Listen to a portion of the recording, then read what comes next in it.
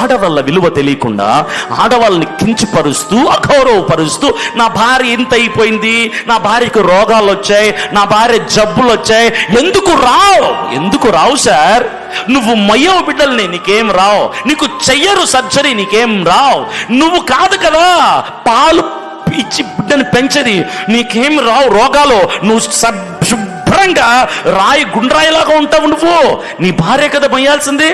చివరికి పిల్లలు వద్దు అనుకుంటే కూడా పిల్లలు ఫ్యామిలీ ప్లానింగ్ ఆపరేషన్ కూడా ఎవరు చేయించుకోవాలి? మీ భార్యల మీద మీకు ప్రేమ ఉంటే మీరు చేయించుకోండి. పిల్లలు పుట్టకుండా భార్య చేయించాలన్నీ కోయించుకుని ఆవిడేనా ఇక జీవితకాలం? ప్రేమ ఉంటే చేయండి సార్. భార్యల మీద ప్రేమ ఉంటే, ఆడవాళ్ళ మీద గౌరవం ఉంటే, ఆడవాళ్ళని విలువ ఇవ్వడం నేర్చుకోండి.